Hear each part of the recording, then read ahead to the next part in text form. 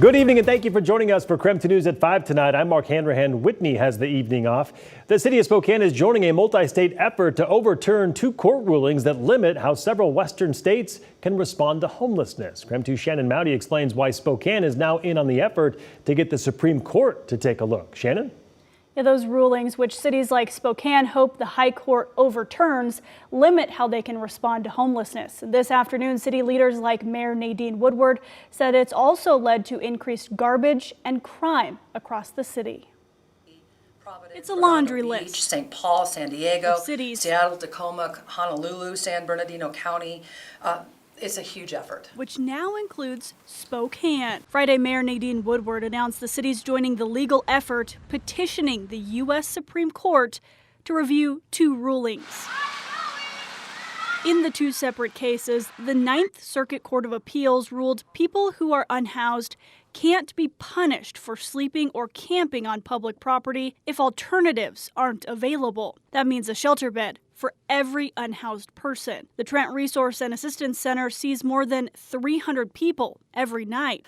Right now, if we were required to have a shelter bed for every single homeless person, we would have to duplicate that shelter numerous times, and we just don't have the funding to do that. Mayor Woodward says it's not just expensive, it's not a long-term solution. We need to be able to invest in other resources that we know move people out of homelessness. It's why more than a dozen cities are pushing for local control, hoping the High Court overturns the two rulings. Because we do have different challenges than Seattle and Tacoma and Boise. The petition says encampments are dangerous and unhealthy to the public and people who live in them. Phil Altmaier with Union Gospel Mission sees reversing the bans as a step forward to helping more people. Sit and lie, camping, it's lawlessness. It cleans up a city. So the number of people I believe that we see that are homeless, it's going to change the choices they have to make. Woodward seemed confident the reversal will happen and says if it doesn't, that's one of the biggest challenges. The city doesn't have much of an option to increase shelter space. Is that the funding that we do have to address homelessness is not sustainable. There's state and federal grants. Woodward says if the rulings are overturned, she'll also look at stricter penalties for camping and sleeping in public. Shannon Mowdy, KREM 2 News. Thank you very much. We have some breaking news right now out of Grant County. According to the Grant County Sheriff's Office, an aircraft crash has shut down State Route 243 at milepost 18 near Beverly, Washington. That is just south of Vantage. Not much else is known at this hour, but the Sheriff's Office also says a wildfire has since been sparked because of that crash. We do have a crew heading to the scene. We will continue to monitor the situation and bring you more on KREM 2 News at 6, also on KREM.com.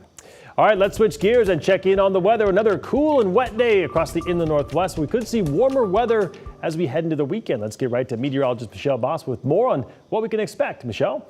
Yeah, we saw some chilly temperatures this morning, which saw the Spokane airport dip down into the upper 30s for the first time this season. Here's another look at some of the area lows this morning. 36 in Moses Lake, 37 in Coeur d'Alene, and 38 in Deer Park. As far as the wet weather, it's going to be a close call for Spokane. Sweating a few bullets here because I promised dry weather for evening football. If we do see any showers in Spokane, it should be very light, but it looks like it may just stay just to our south and east, kind of zooming in on radar. And we see some showers as far north as Fairfield. I think Coeur d'Alene, at least over the lake, has gotten a couple of sprinkles, but that band of precipitation is actually going to pivot more north-south and not necessarily make any more movement towards Spokane through the evening hours. 55 right now in Spokane. Has been a cool day because of the gray skies. 56 in Deer Park. It's only 48 in Moscow, 63 in Moses Lake, and Omak, and 56 in Lewiston. This computer model says, hey, don't worry about it. It'll be cloudy, but it should be dry through this evening as temperatures fall down into the lower 50s. We're looking at a slight chance of showers tomorrow, mainly in the morning and early afternoon, and then starting to clear out, a high around 60 degrees.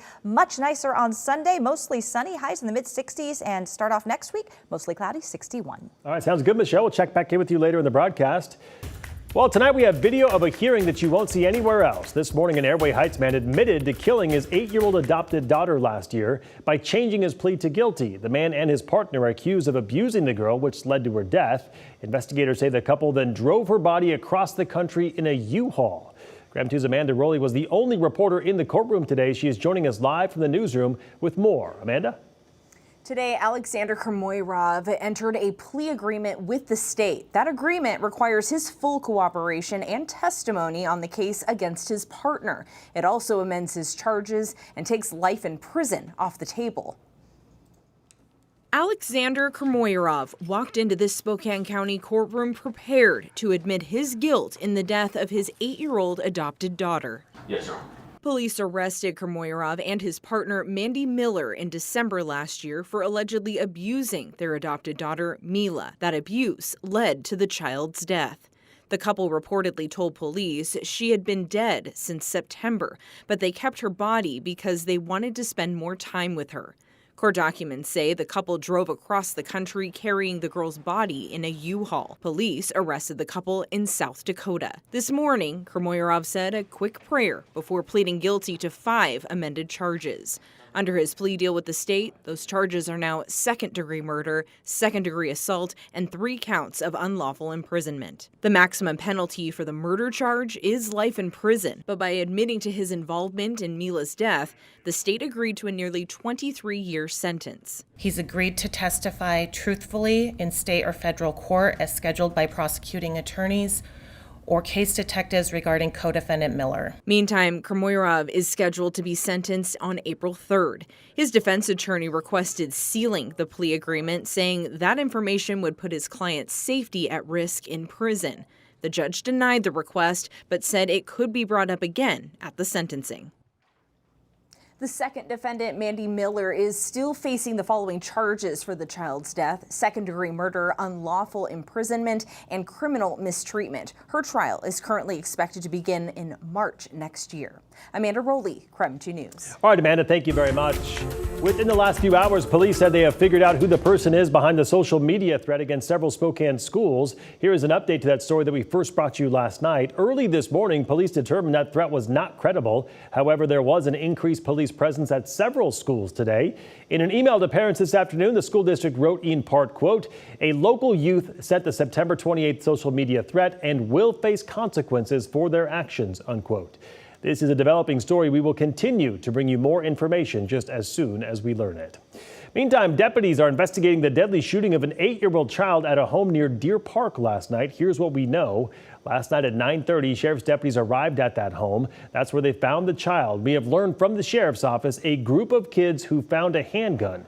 Deputies are still gathering information, but do know at some point that gun was fired, hitting the 8-year-old. One adult was also home at the time.